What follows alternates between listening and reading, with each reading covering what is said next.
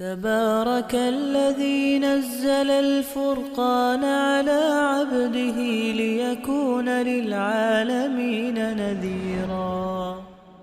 Assalamu alaikum wa rahmatullahi wa barakatuh, and welcome to our brand new series, Approaching the Quran.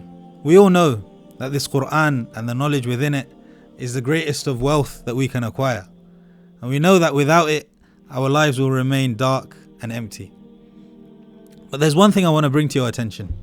Even though this knowledge has become more and more accessible in recent years, for some reason, in some cases, it's not having its desired effect. It's not reaching the same results as it once did. The same knowledge that would transform a person into a beacon of guidance for nations to come is now entering every home, but having little or no effect on the prevalence of evil and shamelessness in our society.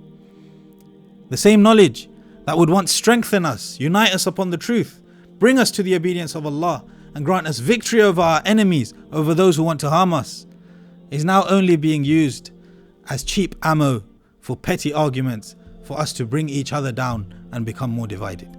We're increasing in knowledge, but our actions are staying the same. Instead of changing the world, we are only increasing in evidence against us on the Day of Judgment. I gave it a lot of thought. Why is this happening? What's changed? Why is it that the increase of knowledge is not bringing the same results it once did? And I reached a simple conclusion. I reached an opinion.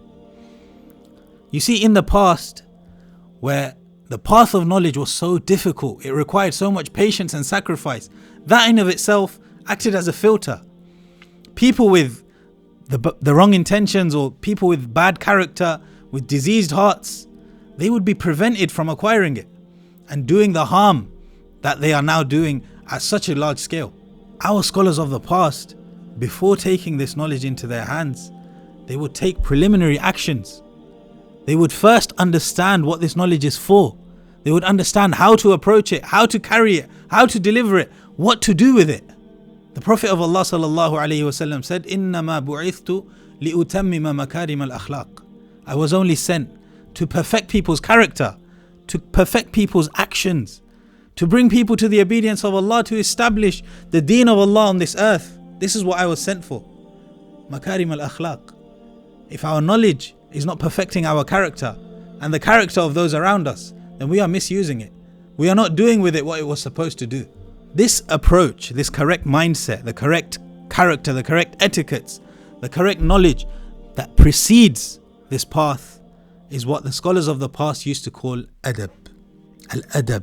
Abdullah ibn al-Mubarak, the great scholar of our past, he once said, "Nahnu ila qalilin min al-adab la aktharu hajatan minna ila kathirin min al-ilm." That we are more in need of a little bit of adab than we are in need of a lot of knowledge. What is he telling us? He's telling us that this adab, this key, without it, that knowledge is not going to benefit you. You can have mountains and mountains and mountains of knowledge, but it's not going to benefit you without this key. The same way, the most expensive car is useless to you if you don't have its key. This knowledge is only going to benefit you when you have the right adab. Sufyan al-Thawri said that a person would study adab for 20 years before he would write hadith.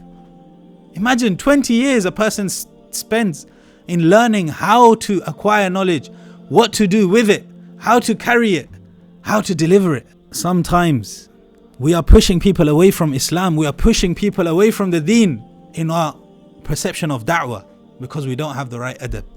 So join us inshallah on this journey where we go back to basics, we go back to the drawing board, and we reapproach how this knowledge should be acquired and what it should be acquired for. We ask Allah to make us successful in this endeavor and to make it easy for us. Wassalamu alaikum wa rahmatullahi wa barakatuh.